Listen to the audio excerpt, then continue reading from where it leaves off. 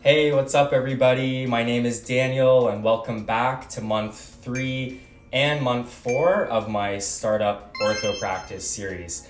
It's month 3 and 4 because unfortunately things were a little bit slow these last 2 months, so I've decided to condense it into one video. I'll still try to keep it pretty brief and hit the highlights, and you can see what's happened since the last time you checked in. All right, so here we go. Month 3, week 1, it was some more reaching out to people this month. So I was in contact with the rep from American Orthodontics, and we were getting a little bit more into the specifics of what might be included in my first order. So the type of brackets I want, the prescription, whether they're self-ligating or not. And we just kind of really got into the details, what exactly I'm gonna order. We also talked about some of the savings, a little bit more that can be involved in this first big order that I place. He also encouraged me to start thinking about the instruments that I'd want in my practice and what type of cassettes, whether a bigger cassette with everything or more of a slimmer cassette with just kind of the bare necessity instruments. So I started looking back at a picture of the instruments I used in residency. And then I was looking at the instruments I'm using here in New York, and I was trying to decide what's really essential for me and what I could do without. In the previous video, I mentioned that I talked to a rep from Dolphin, the practice management software. I decided that since I'm a Mac guy, I've been using a Mac, Apple since I was little, I should probably at least give Tops a closer look.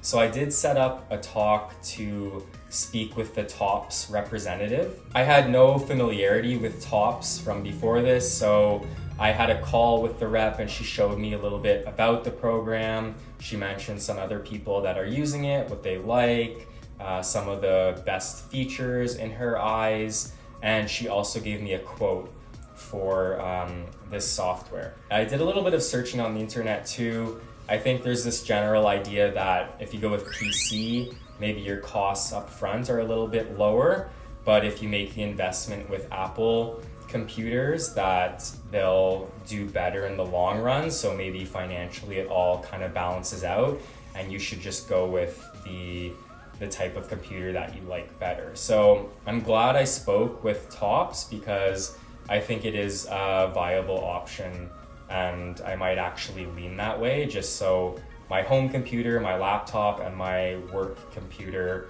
will all be the same. But to be determined, I haven't made a full commitment either way yet. In terms of the office space, I'm still waiting to hear back. I know I told you guys there was a perfect space, another smaller space, and I haven't really made much progress with that, so hold tight. I also reached out to a graphic designer that my dad knows. She helps out with his office logo and some materials, t-shirts, posters, things like that. I think I've kind of come as far as I can. I'm hoping that they'll be able to put the finishing touches on my logo idea and really make it pop and look super professional. In the second week, I finally had a proper call with the banker, where we just had a little bit more of a deeper conversation. He talked about some of the things he would require from his end before they're able to give me any sort of money to put towards my practice. I won't get into the details of that, but I'll just summarize it by saying there's a checklist of things he's gonna want from me, some financial information and some projections, things like that.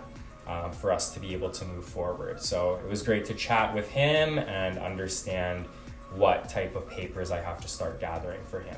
Again, not a whole lot to tell you about the office space at this point, unfortunately. There was a little bit more back and forth about if I were to take the smaller space, what's the exact square footage, could I get some parking spots reserved, just little things like that, but honestly not a whole lot to tell you at this point, which is why we're just buzzing through month 3 here. In this third week of month 3, I think I was getting a little bit antsy, so I asked for a floor plan of the smaller space, and I kind of just had the attitude like, if this perfect space probably isn't going to work out. Let's at least see what can be done with the smaller office space, which was around 2,200 square feet, as I mentioned. So we had a design team just draw up a preliminary design of what could be accomplished in that size office. And then at this point, I took that design and I emailed it to one of my professors who I really respect from the University of Toronto. And he gave some feedback over email, but he also offered to go over some of his suggestions on a Zoom call. So we set up a Zoom call and he taught me a little bit about the ergonomics of an ortho practice.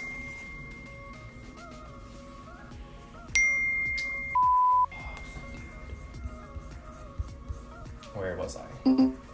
So he offered to meet with me on Zoom and go over the ergonomics of a successful orthodontic practice. And my interpretation of this is that the office has a good flow to it. Patients flow naturally from one part of the office to the next. Everything is kind of within reach. So assistants don't have to run to the other side of the office, or I don't have to sprint over there to get things. Everything is planned out nicely. Everything is accessible and things are where they need them. The rooms are organized in such a way that it promotes patient flow. So I really learned a lot from my chat with him. And I was able to look at some other offices as well with him, some blueprints that we had acquired, and just kind of understand what I really want out of a practice to make sure it has a nice flow to it. So after having this conversation and with all this newfound knowledge, I was able to then look at the floor plan they gave me in a new light and see what could be better, what's already pretty good, what needs to be really reworked in order to have this office flowing nicely. I also got a call from the dental sales rep, and he mentioned that him, the real estate agent, and the landlord, they had been kind of going back and forth some more, and they had arranged another meeting to go look at the spaces again. So some progress happening there, and I will give you a better update next week.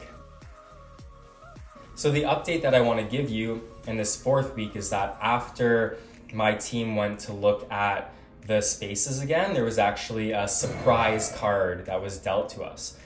So there's a large furniture store in the plaza where I want to be located, and the landlord said that it might be possible for us to kind of carve out a portion of this furniture store and turn it into the office with kind of the shape and the square footage that I was hoping for, because the furniture store doesn't need all the space that they have right now. So that was some pretty exciting news. It showed some commitment from the landlord to that he wants to have me in this plaza, and it also kind of helps us avoid the problem of that 2,200 square foot office being a little bit small and the shape not being exactly conducive to an orthodontic practice. So this was really positive and exciting news, and it kind of gave me another lifeline to work with. Since things had been going well on the braces and instruments side of things, I also wanted to reach out to some aligner companies and see what are their prices, what are their deals, and what aligner system I might want to use in my practice. So I reached out to Invisalign, of course. I also reached out to Graphy, which is the direct printed aligner company. And I also made some contact with a rep from ULab, who I knew from my residency. So I got the ball rolling on the clear aligner side of things as well. That brings us to month 4. In the first week of month 4, I reached out in a little bit more detail to the Invisalign rep in my area. We discussed my potential Invisalign needs for a new practice, and they also mentioned that there's a workshop for new grad orthodontists. It's located in the States, most commonly in North Carolina. And they were saying how if you go down for this weekend course, You pay for your flights, but they cover some of the other accommodations. It's a great learning opportunity, and you also get some discounts at first with the lab fees to help you kind of get rolling with Invisalign as your practice is growing. So it was great to speak with the Invisalign rep and learn a little bit more about how they can help me and some of the pricing that would go along with that. So back to the office space. The most exciting thing to happen to date in all these videos, I told you that there's this big furniture store and we're gonna be able to carve out a portion of that. So the landlord's team sent over a blueprint of the whole plaza, specifically with the furniture store in mind. We were able to cut out a space that's around 2,700 square feet, a little bit wider, and it just gives us so much more flexibility to play with.